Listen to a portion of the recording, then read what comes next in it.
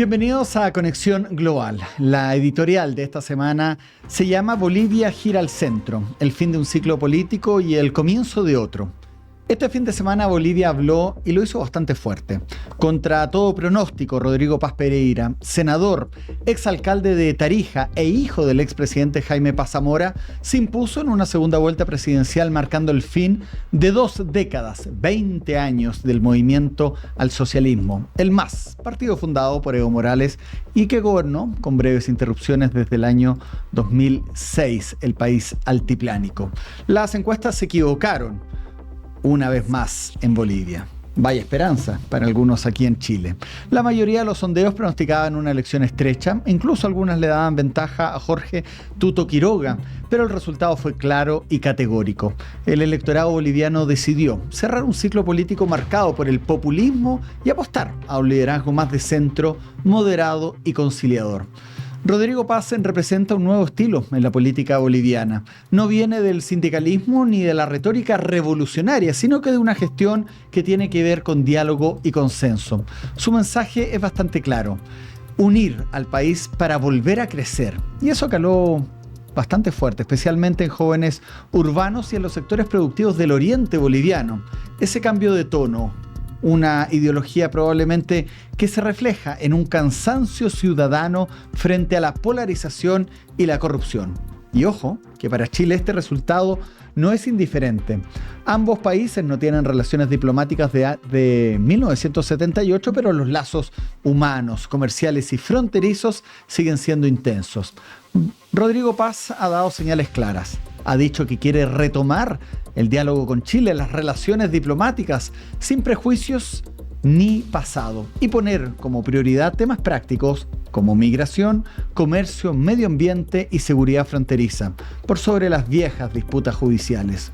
El presidente de Chile, Gabriel Boric, fue uno de los primeros en felicitarlo públicamente a través de las redes sociales, subrayando la importancia de fortalecer la integración regional. Sin embargo, ambos mandatarios coincidieron que en solo 5 meses de trabajo es poco lo que podrán hacer. Rodrigo Paz asumirá oficialmente el próximo 8 de noviembre, sí, a la vuelta de la esquina. Fíjese que una transición que se realiza 20 días después de la segunda vuelta, mientras que el mandato del presidente Boric finaliza en marzo. Es poco tiempo, pero lo suficiente para poder dar una que otra señal política y diplomática de buena voluntad en un contexto regional que empieza a mostrar un viraje. Porque Bolivia no solo está cambiando de tono en esta tendencia. La victoria de Paz se suma a los triunfos de fuerzas de centro o centro-derecha en países como Ecuador, Paraguay y Argentina, evidenciando un reacomodo ideológico en Sudamérica tras años de gobiernos de corte populista e izquierda radical. Para muchos, este giro simboliza también el regreso del pragmatismo político de los que los gobiernos muestran muchas veces resultados, relatos de crecimiento, más que consignas, aunque cada país tiene sus propias realidades. Es un mensaje que parece ser el mismo. Escuche bien, las sociedades latinoamericanas están pidiendo moderación, institucionalidad y sentido común. Bolivia comienza ahora una nueva etapa. No será fácil, recibe un país dividido con profundas tensiones sociales y sobre todo económicas, pero también una historia que enseña que los ciclos se cierran para comenzar otros. Y si el nuevo presidente logra combinar su apellido histórico por su padre con una mirada de futuro que él puede dar, esto podría marcar, ¿por qué no?, un punto de inflexión para todo el altiplano. Porque cuando Bolivia cambia, la región escucha. Y esta vez el mensaje es claro. El péndulo político latinoamericano de Sudamérica vuelve en esta oportunidad al centro. Esta es Conexión Global, el noticiero internacional de TVX Televisión que realizamos cada semana junto a Rodrigo Mellado en la producción. Lo siguiente son los titulares.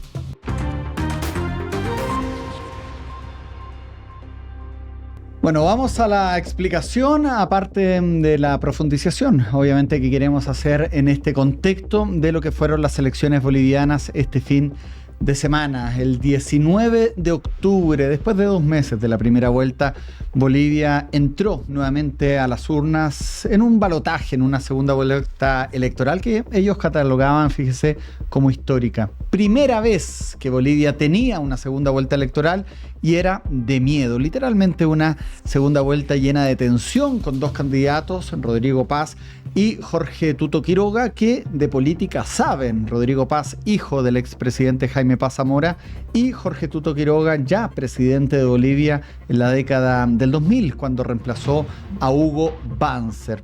Obviamente que era un enfrentamiento electoral que a nosotros como chilenos también nos tiene que llamar la atención. Bolivia es uno de los 3 países limítrofes que tiene Chile y es el único que no tiene relaciones diplomáticas desde el año 1978, por lo cual obviamente que era un tema importante saber quién va a ser el futuro gobierno, en especial después de la primera vuelta, cuando se había conocido quién eran los 2 candidatos que estaban pasando, ¿cierto?, al balotaje. Y era primera vez en 20 años que no había un candidato de izquierda, del MAS, el Movimiento Amplio al Socialismo, el partido encabezado durante mucho tiempo por Evo Morales y luego por Luis Arce, el actual presidente, no tenía representación política en este proceso eleccionario de segunda vuelta. Por lo tanto, sea quien sea el presidente, decíamos, antes de conocer el resultado, Bolivia va a tener un giro político a la centro derecha o a la derecha. Eran los 2 candidatos que mostraban los votos, ¿cierto? Y es bien interesante, si se fija acá, se muestra el rostro de los postulantes, algo que en nuestro país todavía no tenemos. Hay una reforma electoral que se pretende, ¿cierto?, que se tenga la opción de que aparezcan los rostros de los candidatos para las personas que no saben leer y inscribir. ¿Se podrá? Argentina lo tiene, Perú lo tiene, Bolivia lo tiene, Chile ha mantenido solo los nombres. Es una reforma electoral que puede ser interesante, por lo menos de discutir, viendo la legislación comparada en el exterior.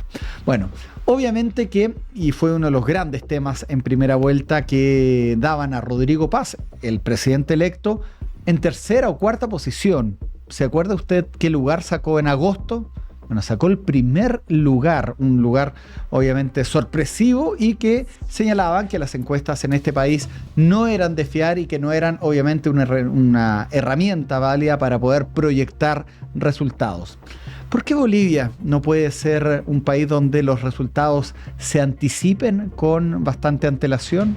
Hay 2 factores que obviamente son claves. Uno, los jóvenes, pero particularmente los más de 38 pueblos indígenas reconocidos que tienen en esta nación, los cuales muchas veces no tienen email, no tienen acceso a tecnología, teléfonos o no responden simplemente las encuestas.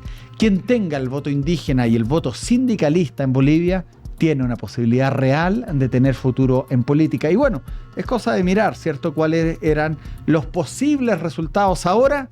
Ya no de una primera, que se habían equivocado. Recuerde que a Rodrigo Paz lo ponían en tercera o cuarta posición. Pasó primero. Bueno, ahora pasaba exactamente lo mismo. Mostraban a Jorge Tuto Quiroga con un 47% de las preferencias y a Rodrigo Paz con un 39%. El resultado fue muy lejano de lo que decían esas encuestas. 54 para Rodrigo Paz y 45,5 para el candidato, ¿cierto?, Jorge Tuto Quiroga. Una esperanza que cabe duda, ¿cierto?, para los candidatos acá en Chile, que van terceros o cuartos, y que de alguna manera nos recuerda la resultados, la elección del año 2021, cuando ninguna encuesta daba a Franco Parisi, por ejemplo, en tercera posición, que fue el lugar que finalmente obtuvo. Pero más que hablar del pasado, hablemos del presente y hablemos también del futuro. Jorge Tuto Quiroga fue presidente, queda en el camino y ahora hay que hablar del hombre que me acompaña en la pantalla. Rodrigo Paz, presidente de Bolivia del 2025 al 2030, periodos presidenciales de 5 años. Un hombre demócrata cristiano, actualmente senador de este país, alcalde de una localidad en el sur de Chile, pero además con un pasado político que lo llevan a su padre, el expresidente Jaime Paz Zamora. Con su triunfo y después de su ascensión al mando el próximo 8 de noviembre, sí, dije bien, 8 de noviembre, estamos hablando de 19, 18 días más, una transición muy, muy rápida que hacen en Bolivia. Imagínense, después de 20 años de gobiernos de izquierda, que la transición sea en 20 días. No se alcanza mucho tiempo, ¿cierto?, a limpiar o a hacer destruir documentos, dicen los más desconfiados. La verdad es que la transición va a ser rápida y además va a marcar el cambio de mapa ideológico que tiene Sudamérica. Argentina, con Javier Milei, absolutamente de derecha. Santiago Peña, en Paraguay, también un gobierno de derecha. José Gerí, en Perú, un gobierno que, si bien es cierto, no lo podemos situar de derecha y tampoco electo democráticamente, con votos ciertos en la urna, es una persona moderada. Tenemos el caso también de Panamá, un gobierno de derecha. El Salvador con Nayib Bukele. ¿Será el próximo paso Chile? En las elecciones de menos de un mes más, el 16 de noviembre, tenemos nosotros la primera vuelta. ¿Y será este el famoso péndulo latinoamericano que tanto se habla? Pensemos en el año 2006. Estaba en Chile la presidenta Michelle Bachelet, estaba Néstor Kirchner en Argentina, había el gobierno de Ollanta Humala en el Perú, estaba Lula da Silva en Brasil, luego vendría Hugo Chávez en Venezuela y así Rafael Correa en Ecuador, por nombrar algunos. Ecuador, ya lo mencionábamos, ¿cierto? Paraguay. Bueno, Paraguay tenía un gobierno de derecha. ¿Qué pasa en el 2010? Ya no estaba Michelle Bachelet, estaba Sebastián Piñera, seguían los Kirchner en Argentina, pero Perú empieza a tener un gobierno también de derecha con Pedro Pablo Kuczynski y luego Paraguay mantenía su línea de derecha junto a Uruguay con el presidente Luis Lacalle Pou. Entonces, obviamente se habla de esta política pendular que va a la derecha y a la izquierda y se habla con este giro de Bolivia de un posible cambio ideológico. Las encuestas lo proyectaron de manera errónea, pero los diarios de Bolivia este fin de semana y este comienzo de ciclo político al centro, este día lunes, lo daban en sus portadas. Rodrigo Paz es electo y su desafío es darle gobernabilidad. Tiene un Congreso también que obviamente no está en su 100% en la afiliación política de Rodrigo Paz, pero no cabe duda que uno de los grandes problemas que va a tener el futuro presidente de Bolivia va a ser la economía, va a ser obviamente dejar atrás el fantasma también del hombre que trató de boicotear estas elecciones y que pudo haberse visto sorprendido, como en esa fotografía. Evo Morales Ayma, quien fuera el primer presidente indígena y que no fue autorizado por el Tribunal Electoral de este país para postular, será un rol obviamente que clave en la política altiplánica. Bolivia es un país que se viste muchas veces con credenciales de un país indígena, pero es muy rico en hidrocarburos, es muy rico en recursos naturales, en gas, en litio, en petróleo, que no han podido explotar, obviamente, como se merecen. Lo cierto es que Bolivia elige a Rodrigo Paz como su próximo presidente para el 2030. El cambio de mando será el 8 de noviembre. Ahí están los resultados, ¿cierto?, del servicio electoral boliviano y dejan atrás a más de 20 años de el MAS, del Movimiento Amplio al Socialismo. Y obviamente que la figura de Rodrigo Paz está asociada, lo decía yo hace algunos momentos atrás, a quien fuera presidente en 1990, en esa época, el mandatario Jaime Paz Quiroga. Si usted ve a Jaime Paz Zamora, digo, Tuto Quiroga era el otro. Si lo ve en la fotografía quizás no se reconoce, no se alcanza a distinguir, pero una de las características que tiene el expresidente de Bolivia, Jaime Paz Zamora, son sus heridas en su rostro, allá acompañado de su hijo, quien se convertiría en presidente este fin de semana. Claro, Jaime Paz Zamora sufrió un atentado terrorista en un helicóptero en el año 1980 y esas heridas pasaron a ser parte de su característica política.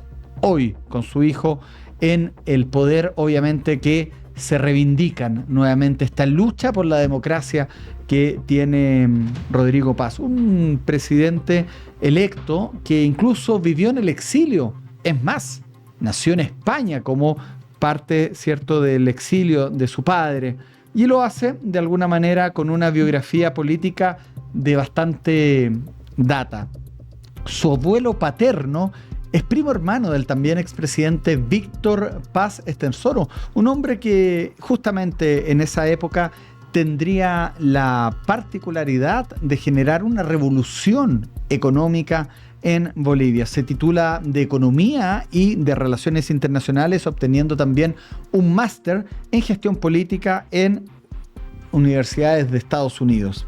Fue alcalde, lo decíamos hace algunos momentos atrás, de la ciudad de Tarija, una localidad ubicada al sur de Bolivia, región por la cual ahora es senador entre los años 2015 y 2020, además, cierto, de ser reelecto, y su familia es justamente de esta localidad. Ha sido diputado entre los años 2002 y 2010, periodos de 4 años, siendo reelecto, presidente del Consejo Municipal de Tarija, que era su alcalde entre el año 2015 al 2020, y luego también senador del Estado Plurinacional de Bolivia. Y es así como es electo presidente el 19 de octubre del 2025. Uno de los temas interesantes para reflexionar, ¿cierto?, en este programa, y se lo vamos a consultar a nuestra próxima invitada, la diputada Catalina del Real, que es perteneciente, ¿cierto?, al Comité de Relaciones Exteriores, miembro ella del Partido Republicano, es cómo será la relación entre el gobierno de Rodrigo Paz y el eventual gobierno de José Antonio Kast, a quien ella, cierto, representa en su tienda política, si es que llegara a ganar el candidato republicano. ¿Por qué? Porque Rodrigo Paz ha señalado en diferentes entrevistas que le gustaría o aspira a retomar relaciones diplomáticas con Chile, señalando que la historia no nos da de comer. El presidente electo Rodrigo Paz ha dicho textualmente, y abro comillas, que voy a reabrir las relaciones con Chile. También lo ha dicho con Estados Unidos, y es más, ha ido un paso más adelante. Ha dicho que cualquier país que sea un buen socio comercial con Bolivia, serán las puertas abiertas allá del Palacio Quemado, la sede de gobierno que queda en La Paz. Curiosamente, la capital política, no necesariamente la capital de Bolivia, que es Sucre, por un hecho más administrativo que real. El poder está en La Paz. Y hoy día el poder también está en Rodrigo Paz, el presidente electo que asumirá las funciones el próximo 8 de noviembre. Nosotros vamos a tener que consultarle acá en nuestro país cómo explica esta declaración cuando era candidato. Rodrigo Paz señaló frente al robo de automóviles, principalmente en el norte de nuestro país, que llegan a la frontera boliviana, que le gustaría legalizar los autos robados chilenos que están hoy día en Bolivia. Una declaración que generó ruido y que ahora, como presidente electo, tendrá que explicar y dar cuenta de aquello. No todo, obviamente, es migración, economía, sino que también una frontera que es altamente permeable. Es una frontera que además tiene problemas graves de reconducción, usted sabe, y las denuncias de parlamentarios han sido insistentes en esa línea. Los policías, los guardias fronterizos bolivianos, muchas veces cuando aparecen migrantes que quieren cruzar hacia Chile, les indican el lugar donde está la frontera.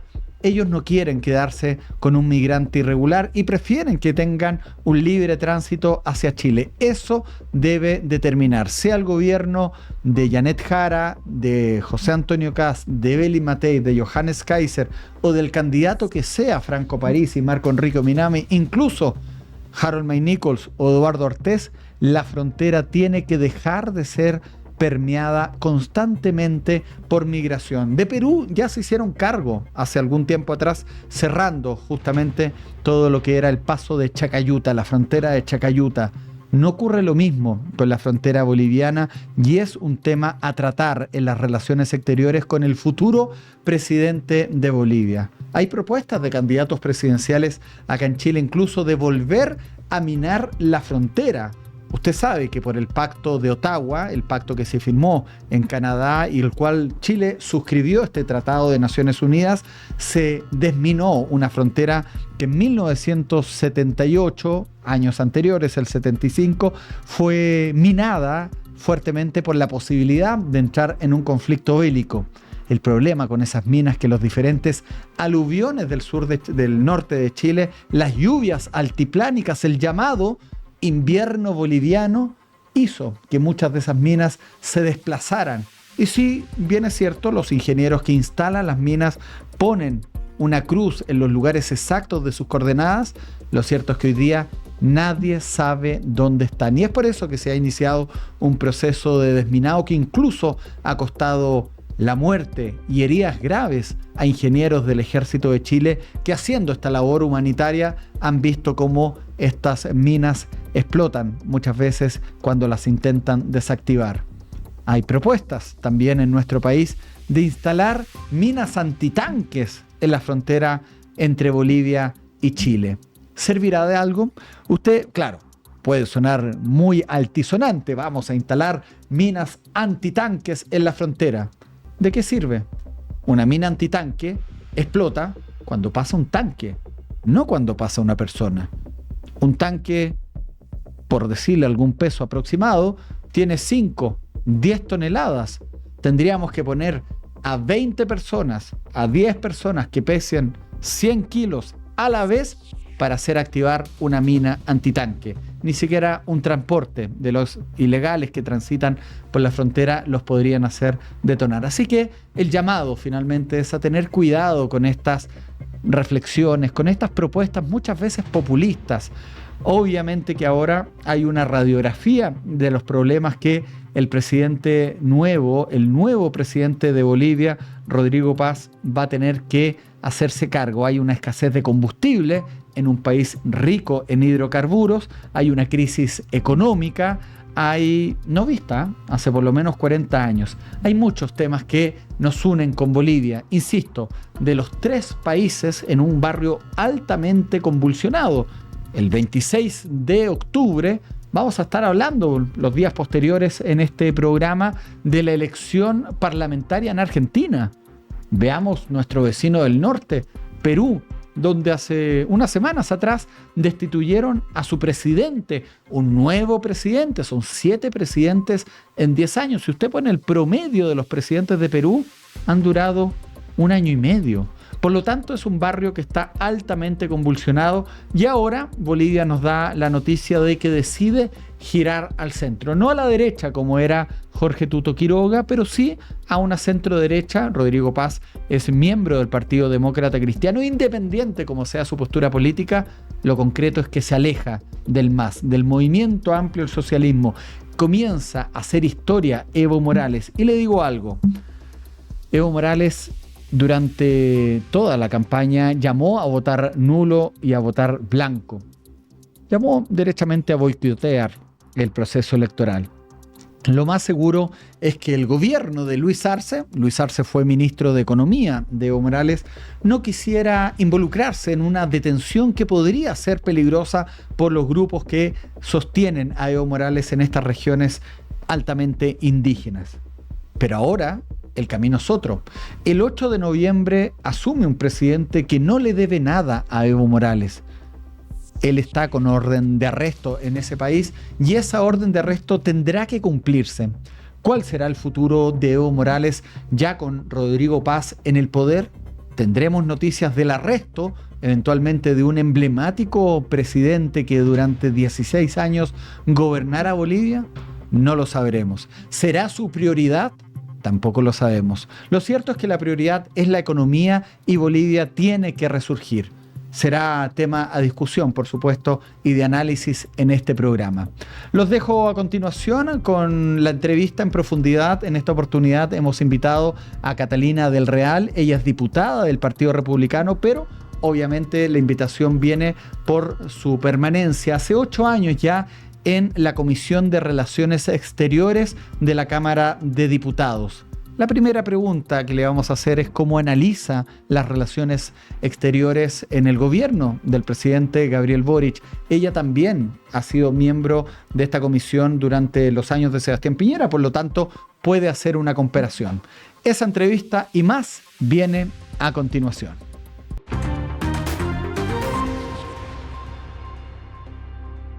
Bueno, y vamos a la entrevista en profundidad. El día de hoy nos acompaña la diputada Catalina del Real, quien es integrante de la Comisión de Relaciones Exteriores de la Cámara de Diputados. Diputada, muchas gracias por acompañarnos el día de hoy. Muchas gracias, Cristian. Encantada de estar en tu programa. Usted es la primera mujer que nos acompaña después de varias entrevistas a cuerpos diplomáticos, a embajadores.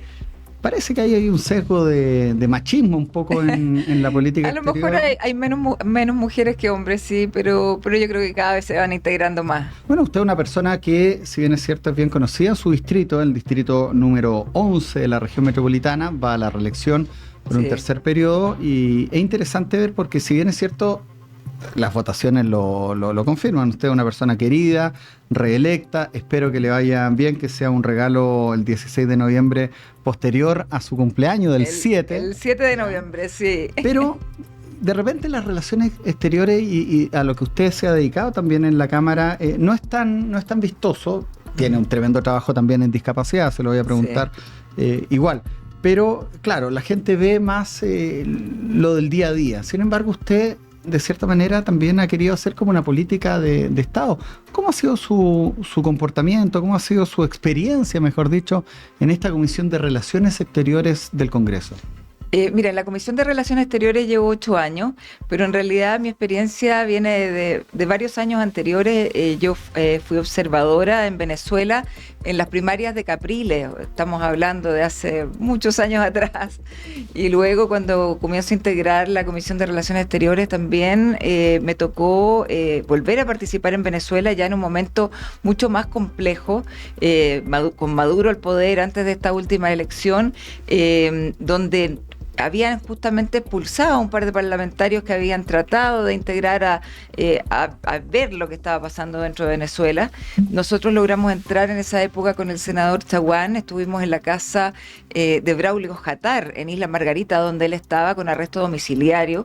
Hicimos un live desde ahí, desde el lanzamiento de su libro, lo que fue, la verdad, bien curioso, con guardias de seguridad afuera, porque era todo muy cuidado. De hecho, desde el momento que bajamos del avión no sabíamos si nos iban a detener, si nos iban a expulsar, pero coincidió que un par de semanas después viajaba Michelle Bachelet, en esa época, que iba a observar el tema de derechos humanos a Venezuela, y por eso yo creo que se comportaron y nos dejaron entrar, pero fue bastante tenso todo ese par de días que visitamos Venezuela. Incluso estuvimos en la embajada chilena, donde habían los huéspedes, que le llamaban, que eran ex diputados que estaban asilados en la embajada porque eran perseguidos políticos dentro del país. Usted, diputada, desde el 11 de marzo del 2018, por lo tanto le correspondió el segundo mandato de Sebastián Piñera y este mandato del presidente Boric. Se lo digo porque son dos gobiernos ejecutivos con líneas políticas diferentes. Ahí va mi primera consulta, diputada. ¿Cómo evaluaría usted la conducción política en relaciones exteriores de esta administración? La verdad que muy decepcionante, porque el presidente Boric ha llevado a la trinchera política de las relaciones exteriores. Muy diferente a lo que fueron todos los gobiernos anteriores. La política exterior es una política de Estado, que independiente de quién gobierne, independiente del color político de quienes estén en el poder, siempre ha habido una continuidad, una diplomacia, se han cuidado mucho las formas, y en este gobierno no ha sido así. Y desde el primer día, desde el día en que asume el presidente y que le echa la culpa al rey de España de no haber llegado a tiempo, desde ese primer detalle se vio la línea que iba a continuar más adelante. Yo se lo iba a comentar, fíjese. Sí. Se lo iba a comentar. Quizás justamente los problemas en relaciones exteriores comenzaron ahí el primer día de gobierno, exacto, las primeras horas. Exacto, y luego siguieron una línea de chascarro, en un momento cuando no recibe al embajador de Israel que estaba presentando sus cartas credenciales, después la selección de embajadores que también no tenían experiencia, cometieron graves faltas, hubo problemas con el embajador de España, con la ex ministra de Relaciones Exteriores también, bien, y la filtración de unos audios. Ha habido una serie de inconvenientes que han dejado muy mal parada la imagen de Chile. Sí, me acuerdo la filtración ahí de una conversación, esa fue culpa de la periodista. Sí. Son cosas que a Eduardo López no le pasan.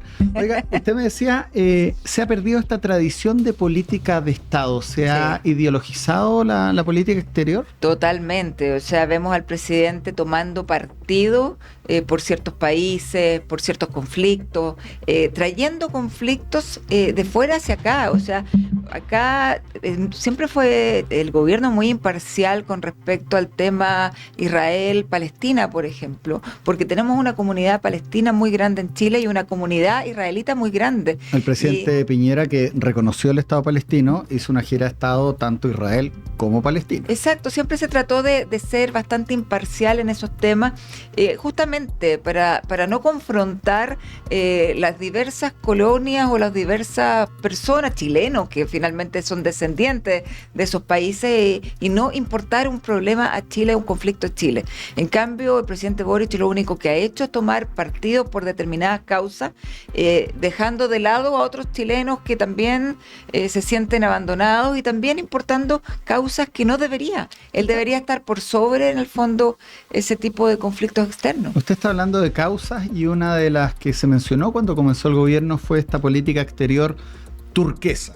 Para que la gente sepa, se habla del turquesa porque es una mezcla de azul con verde, azul de los océanos, verde de la ecología, el medio ambiente. ¿En qué quedó eso y cómo lo recibieron ustedes también cuando conversan en la comisión, me imagino? Fue bien impresionante porque la primera reunión de Comisión de Relaciones Exteriores, donde llega el ministro del momento a hacer el lineamiento de cómo iban a ser las políticas exteriores. La ministra Urrejola. Estaba la ministra Urrejola y bueno, y después cuando también entra el mismo Van Claven, también lo dice y habla de una política exterior feminista, de lenguaje inclusivo, obviamente de estas causas ecológicas, verdes, de océano, y en el fondo fragmentando la política exterior a causas tan específicas, cuando lo que nosotros hemos llevado toda la vida ha sido la diplomacia, el intercambio comercial entre países, el cómo generar vínculos, cómo generar acuerdos. Pero en cada uno de los papers o de los acuerdos había que integrar el lenguaje inclusivo y todo este tipo de cosas que finalmente eran muy extrañas. Hay una ideologización de la Cancillería en decisiones, usted mencionaba Israel, Venezuela también lo mencionaba, Venezuela, usted por supuesto. lo conoce muy bien. Nosotros en el momento en que hubo este fraude en las elecciones venezolanas, había muchos parlamentarios que avalaban la elección de Maduro y todavía la siguen avalando. En particular porque ahí ustedes son fiscalizadores, el presidente Boric igual ha sido bien duro con Nicaragua y Venezuela, algo que siempre se le agradece, que defienda la democracia, pero no lo es así con el Partido Comunista. ¿Por qué? El Partido Comunista es muy cercano a los gobiernos de Cuba, de Venezuela, de Nicaragua y de todas estas dictaduras sangrientas y represivas. Y bueno, el Partido Comunista ha sido parte del gobierno, entonces yo creo que para Boric ha sido difícil tratar de verse como estadista, tratando de finalmente criticar, pero por otro lado también tiene un pie en lo que estos gobiernos o estas dictaduras representan. Piense usted que la ministra Vallejo, la diputada Carol Cariola, muy cercanas al presidente, las vimos en muchos videos en Venezuela y en Cuba, apoyando a estos dictadores. Usted, diputada, es integrante del Partido Republicano. Sí.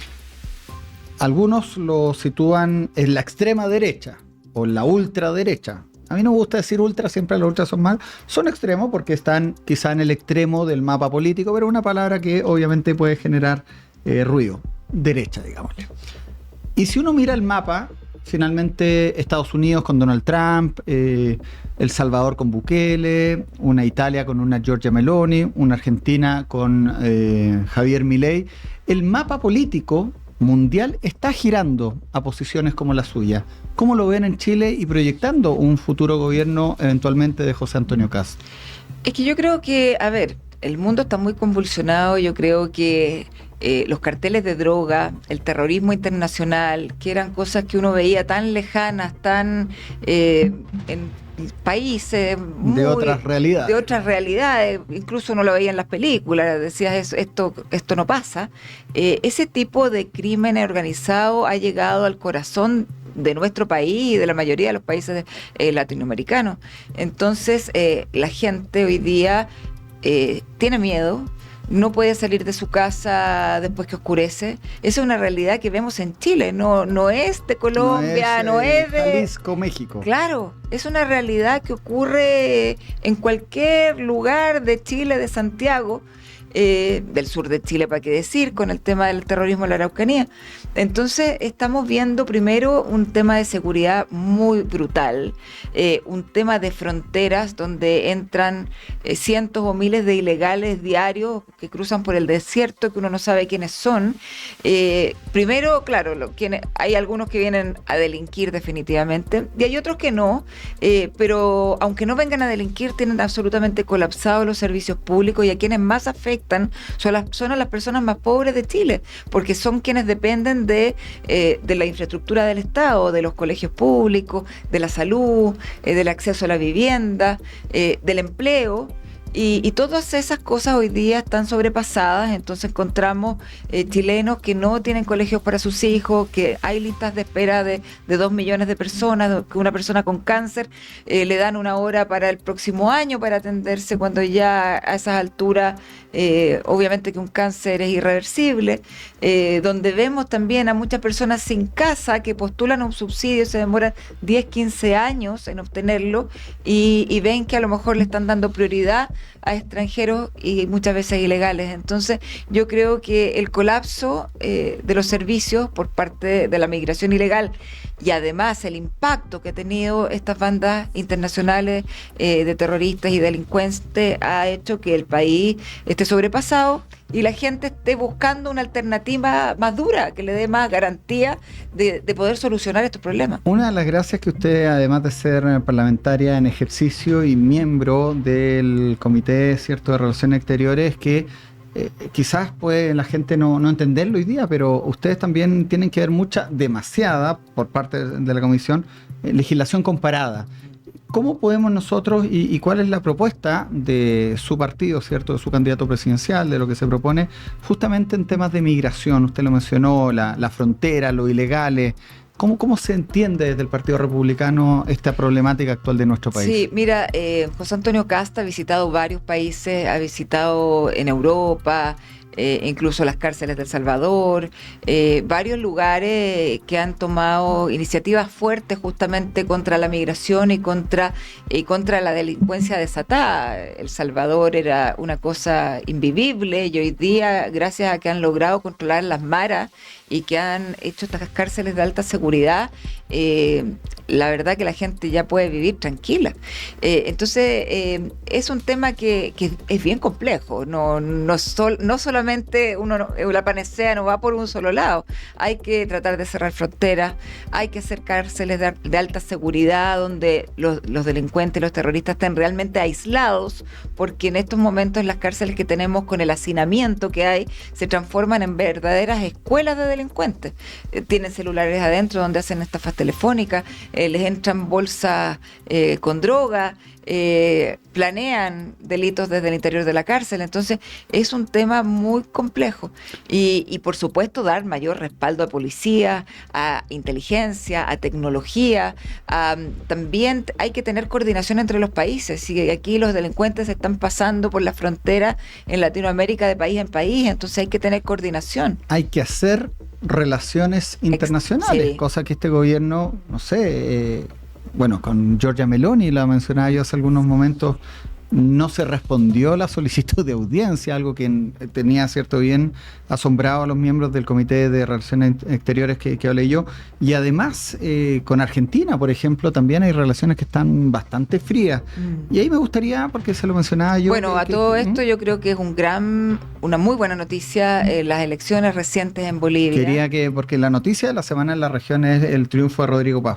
¿Cómo lo ve usted? No, una muy buena noticia, porque la verdad que 20 años gobernando el MAS, este partido de extrema izquierda, que finalmente lo que hacía era generar conflicto con Chile permanentemente. Cada vez que estaban ellos bajo la encuesta, empezaban con su demanda de salida al mar y empezaban a tratar de generar conflictos con Chile y además hay un tema muy complejo en el tema de la reciprocidad de migración.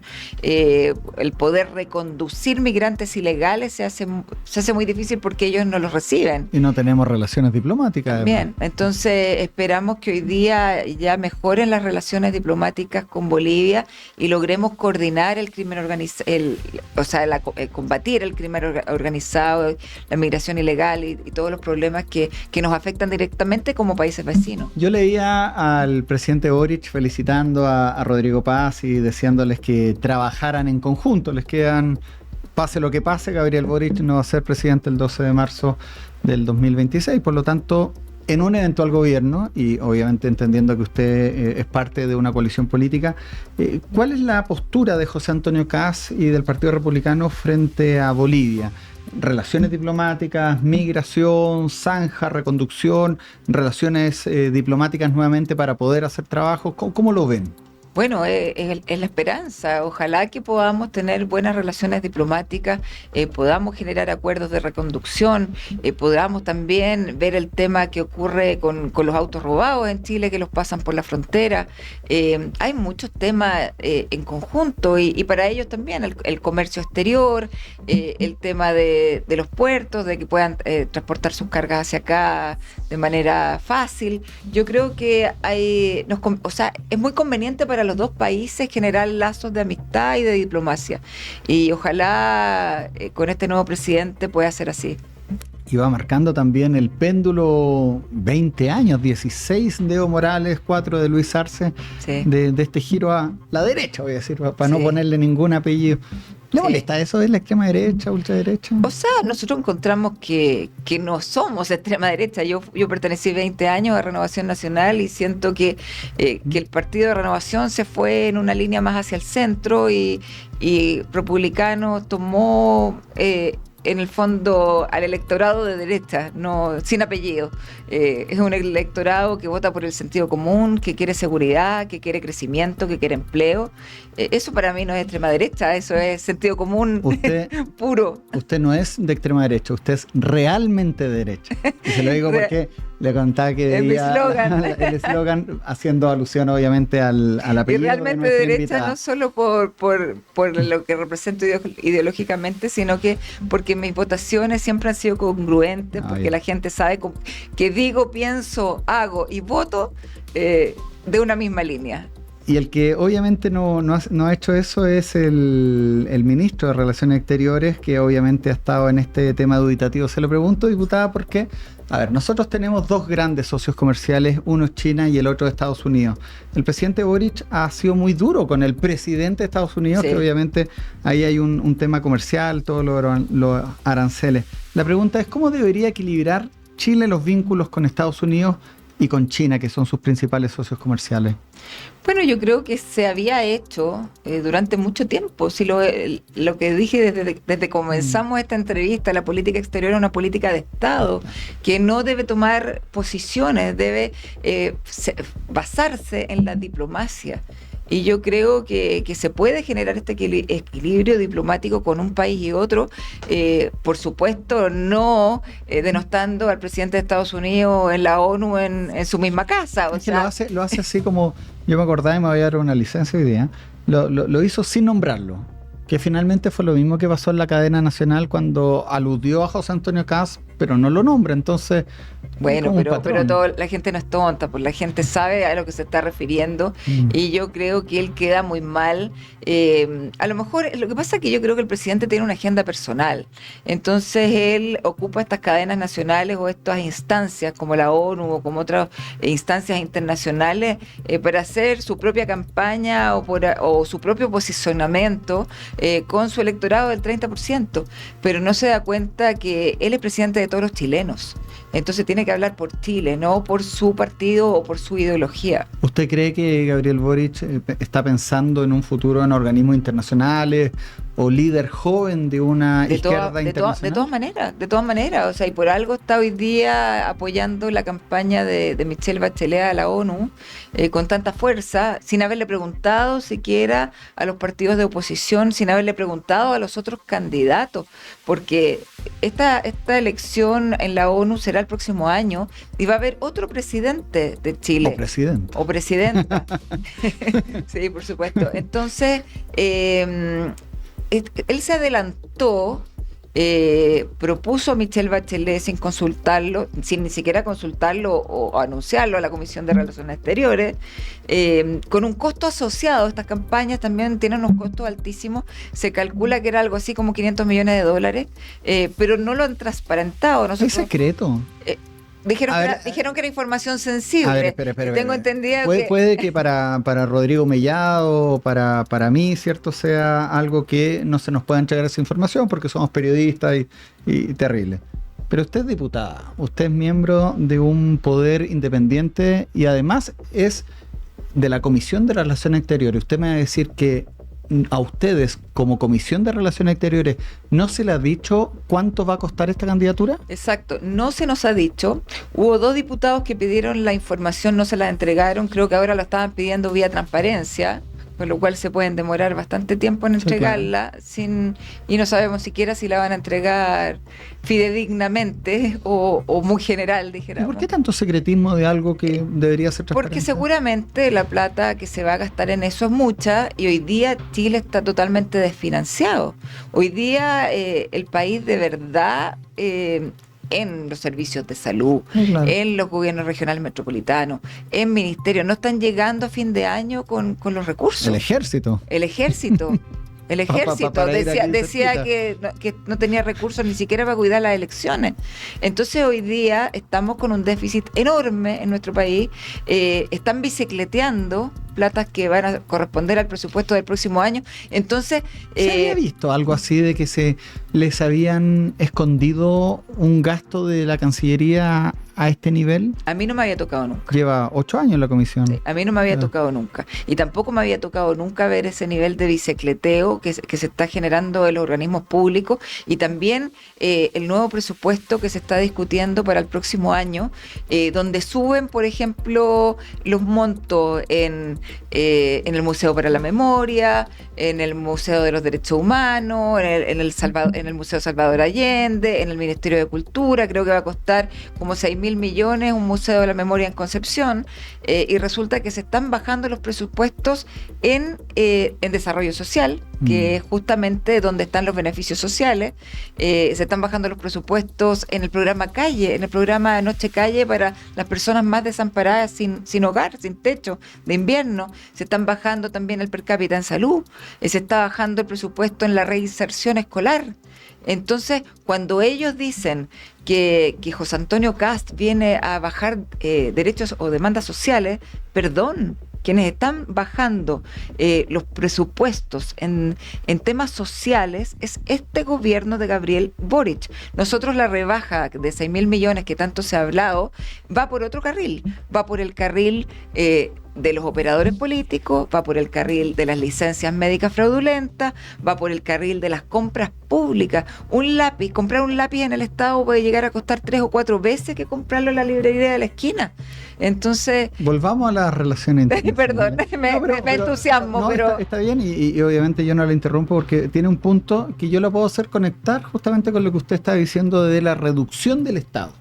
Y él le llevó a Argentina. Sí. Argentina, Javier Milei, con quien tiene una amistad, José Antonio Kast, que es su candidato, ¿cierto? Y según la encuesta, el hombre que debería pasar a segunda vuelta, y según la encuesta, el próximo presidente de Chile, pero eso obviamente quedan ahí algunos días para aquello. Tiene una amistad con Javier Milei y tienen ahí una concordancia ideológica. Javier Milei logró reducir el Estado argentino. ¿Es un modelo para el Partido Republicano lo que pasó en Argentina con la reducción de ministerios? A ver, yo creo que el problema de Argentina era aún más grave que el chileno. Ellos tenían una inflación totalmente disparada. O sea, en Argentina subían los precios todos los días, subía el dólar todos los días. Era un problema, si nosotros estábamos en un problema grave hoy día, ellos estaban con el gobierno de los Kirchner, habían llegado muchos años más adelante del problema nuestro. Por lo tanto, Milei, claro, quiso hacer todas estas reducciones rápido, que yo creo que ha dado cierta estabilidad al país, pero han tenido problemas sociales importantes también. El barrio no está muy tranquilo. Usted reconocía recién lo de Bolivia. Hablábamos de Argentina, pero en Perú hace una semana atrás destituyeron a Dina Boluarte, sí, su primera presidenta. Sí. Bueno, el caso peruano es complejo. La verdad que destituyen presidentes con bastante frecuencia. 7 presidentes en 10 años. Sí, no, ha sido ahora realmente los peruanos una tienen locura. algo notable. Perdón, pero para seguir con lo de Argentina, con lo de Milei, yo creo, como decía, que el problema de ellos era más grande y el ajuste económico que hicieron fue más fuerte. Yo espero que en Chile el impacto de contracción no sea, por supuesto, en nada que tenga que ver con los beneficios sociales y sea en ciertos puntos que realmente uno puede hacer las reducciones ahí y que no se vea la gente impactada como se impactó en Argentina. Por eso digo que el modelo es diferente. Ya, bueno, José Antonio Caz lo dijo, y si no, pídanle el cargo, lo dijo él, así sí. que... Hay un dato, fíjese que la semana pasada estuvo aquí Alfonso Silva, quien fue ex subsecretario de Relaciones Exteriores, fue embajador de Chile en Estados Unidos, y entregaba un dato que yo no sé si la comisión lo maneja, pero el viaje a Italia del presidente la semana pasada es el primero que se hace a Europa visitando un solo país. Una costumbre era ir a Italia y Francia, Italia y España, por el costo asociado, o sea, uno puede ir a Montevideo, Uruguay, a Lima, ir y vuelta, pero cruzar el charco, el Atlántico, ¿cierto? Para ir a un solo país genera bastante duda. Y sabes que fue muy curioso ese viaje. Yo todavía, bueno, lo entiendo dentro de quizás del contexto de la campaña que le están haciendo a Michelle Bachelet, la ONU, pero lo encuentro muy curioso porque justo en un momento donde el presidente Boric y los partidos políticos que lo apoyan están impulsando la ley de eutanasia, están impulsando el aborto libre y van a Italia a reunirse con el Papa. La verdad que es bien extraña esa reunión. Diputada, ya hablando de futuro, usted... A ver, pero me quedé un poco con un tema. Ustedes no tienen nada que no autoriza los viajes. Hay otros parlamentos donde se autoriza, Perú, por ejemplo, donde se autoriza todos los viajes al exterior del presidente de la República. ¿Ustedes no tienen esa pasa por facultad? Nosotros esa autorización. Ya. No. ¿Y qué facultades tienen? ¿Ustedes revisan tratados? Sí, claro, revisamos tratados. Bueno, todo lo que tenga que ver con temas internacionales en general, sobre todo la ratificación de tratados, convenios comerciales, por ejemplo, no sé, cuando había... La doble tributación. Sí, y el tema, por ejemplo, de los carnets de manejar, que poder hacerlo extensivo para otros países. Perfecto, que se ha ampliado en la región, por ejemplo. Claro. Hablando de eso, se me había quedado en el tintero, qué bueno que lo conversamos, porque si no se nos iba a quedar afuera. ¿Qué pasa con la visa waiver? Una visa que es la única que tiene ese privilegio, ¿cierto? Chile de poder contar con esta extensión de una visa de manera determinada, logrado, ¿cierto?, en la administración de Sebastián Piñera, pero estamos ahí que sí, hemos que no. pasado susto estos 4 años. La verdad que cada dicho del presidente Boric contra el presidente Trump nos hace temblar en la comisión, decimos, ahora sí que la quitan. O si no, también eso sumado a varias bandas de delincuentes chilenos que se han hecho famosas en Estados Unidos por los delitos que han cometido. Los ladrones de casas. Sí, claro. Robaron casas importantes, trajeron, incluso llegó a Chile el reloj de Keanu Reeves. Sí. ¿Se acuerda? Del de Matrix. Del de Matrix. Ese reloj lo encontraron en Chile. O sea, fue una cosa, claro, tremenda, hacernos famosos por ese tipo de cosas. Bueno, y finalmente se pasó susto en un momento y hubo, de hecho, varias reuniones con el ministro donde...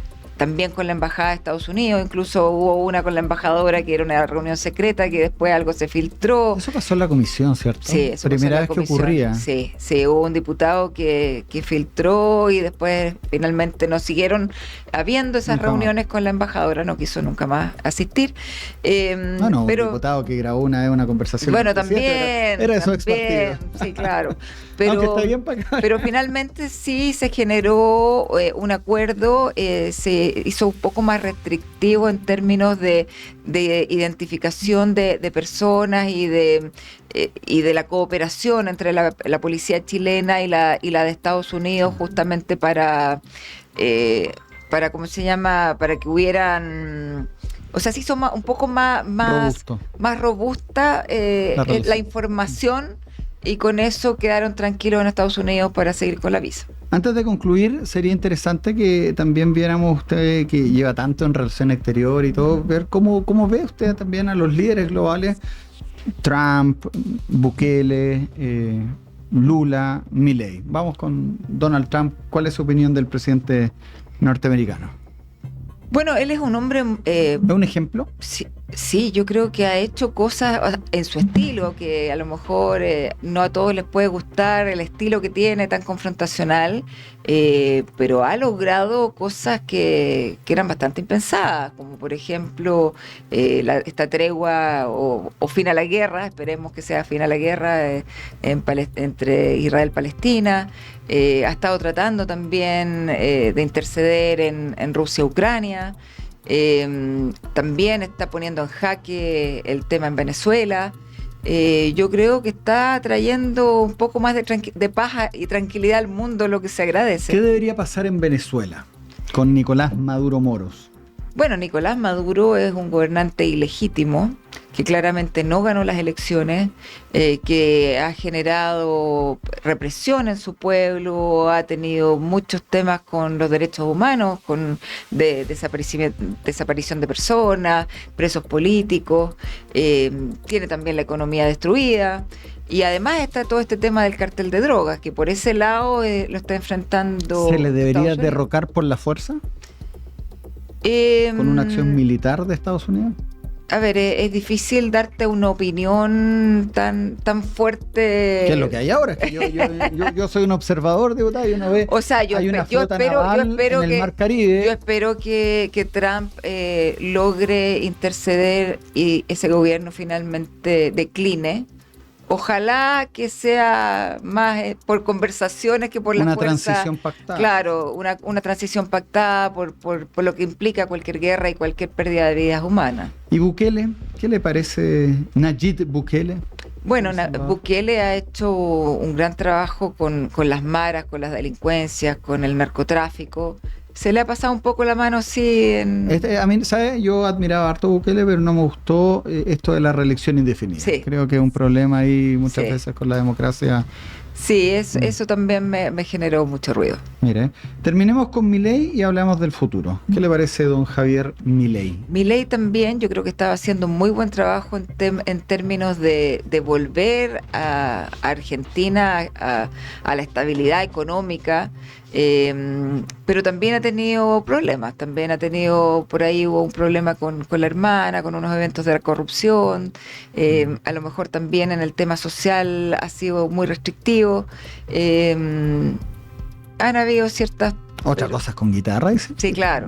Pero bueno, sí, claro. Obviamente que Javier Milei... Pero obviamente todos estos presidentes que usted me ha nombrado han hecho grandes avances para sus países, enfrentando conflictos difíciles, y había que tener harta agallas y harta fuerza para poder generar ese tipo de cambios. Hablemos del tipo de política que debería tener Chile en los próximos 10 años. Entrando a la recta final de la entrevista, le voy a preguntar por la discapacidad al final, así que no se me ha olvidado, pero cerremos la parte internacional.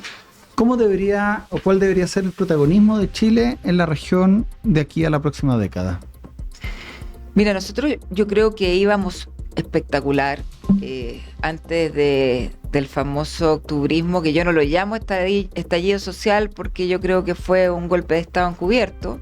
Eso no fue social ni fue espontáneo, sino que fue muy planificado. ¿Usted cree que hubo intervención extranjera? De todas maneras, o sea, de alguna Pero una parte. creencia suya, ¿no? Sí, claro, no hay pruebas. No, obviamente que nadie ha logrado dar con los culpables exactos ni los financiamientos exactos, entonces todo ha quedado un poco en nada. Pero Chile íbamos como avión, decía. Pero íbamos como avión, y en un momento dado viene esta quema organizada al mismo tiempo en los medios metros, en las iglesias, llegaban a proveer de herramientas a quienes estaban manifestándose, incluso los proveían de alimentos. Muchos de ellos eran pagados, según informaciones periodísticas. A mí me lo ha dicho gente en la ciudad de Quilpué, una persona, siempre yo lo había escuchado, hasta que una persona conversando me dijo, a mí me ofrecieron, o sea, esto no era ni un reportaje, un libro, no tenía para qué, salvo que estuviera haciéndose lo interesante, así que la prueba más fiel que tengo yo. Venían claramente había la COP y la PEC.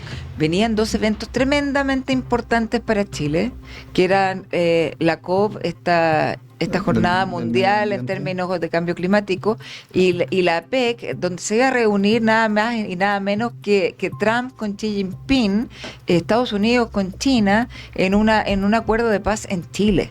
O sea, claramente había muchos países que estaban interesados en que eso fracasara. Y yo creo que todo esto que ocurrió se adelantó por la tarifa del metro, pero yo creo que estaba calculado para generarlo en el momento que llegaran estos presidentes. Oiga, ya que estamos acá hablando, no se tiene miedo, no se tiene temor en un eventual gobierno republicano de que el orden público nuevamente se pueda ver alterado. La verdad que tengo más temor de cualquier otro presidente que le toque enfrentar esto, porque yo creo que la ultraizquierda chilena y el anarquismo van a tratar de hacerlo. Van a tratar de hacerlo de todas maneras. Lo han dicho por televisión, Lautaro Carmona, Jadwe. Han habido muchos pseudo voceros por ahí que lo deslizan en alguna entrevista. Es que ahí interesante también, por ejemplo, mirar a Argentina. Argentina, Javier Milei se la tenían jurada, los gremios salieron a protestar después de mucho tiempo que habían estado guardados, y en la primera protesta Milei y Bullrich, su ministra de Seguridad, respaldaron a la policía de Buenos Aires y nunca más. Ustedes llevan 2 años, ¿cierto? Por eso te digo que yo le tengo más miedo a estas insurrecciones o estos estallidos con otro presidente o presidenta gobernando, porque yo creo que José Antonio tiene la fuerza, la convicción, el carácter para darle el respaldo a las policías y para lograr controlar lo que se pueda venir. Me da más confianza a él que cualquier otro de los candidatos que están hoy día corriendo. Y aparte debería tener apoyo del Congreso, algo que no tuvo Sebastián Piñera. Eso esperamos, eso es muy importante, porque finalmente el expresidente Piñera estuvo amenazado con acusaciones constitucionales. El mismo Parlamento, que era mayoría de izquierda en ese momento, salía a la calle a protestar, a respaldar a la primera línea. No nos olvidemos que el presidente Boric les dio pensiones de gracia a los mismos primera línea delincuentes que habían tirado bombas molotov a nuestros carabineros, que habían incendiado nuestro país, que habían avalado el que atacaran locales comerciales.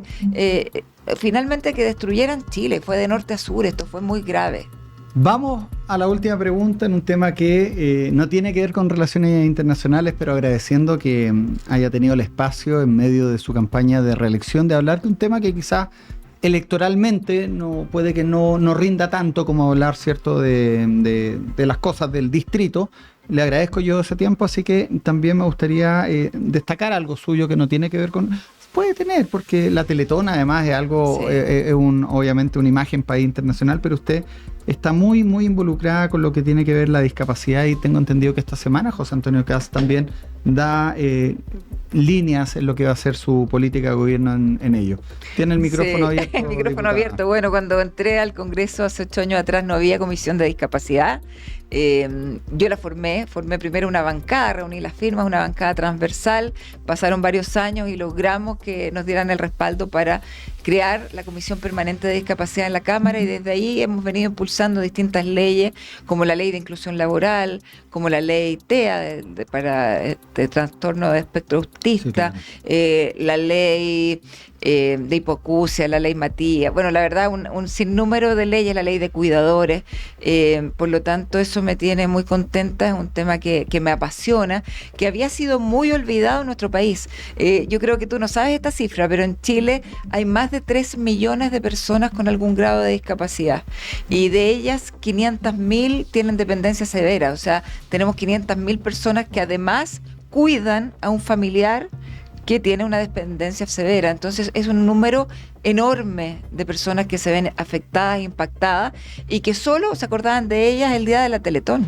Entonces eso es lo increíble, que finalmente logramos visibilizar este tema, visibilizar estas condiciones distintas y tratar de incluir a las personas porque son parte de esta sociedad y es muy importante que sean vistas y escuchadas. Se le agradece ese trabajo, diputada, y todo el éxito también el próximo 16 de noviembre. No me cabe ninguna duda que será respaldada también por los vecinos que además de conocer su trabajo la quieren, porque usted es una diputada ahí en terreno. Sí, un abrazo enorme a todos mis vecinos ahí de Peñalolén, La Reina, Las Condes, Vitacura y Lo Barnechea. Muchas gracias, Cristian, por este espacio y por los temas tan interesantes que estuvimos conversando. Sí, pues las relaciones exteriores, que es justamente lo que se dedica este programa. Nosotros agradecemos también su sintonía. Nos vemos la próxima semana con otro tema aquí en Conexión Global.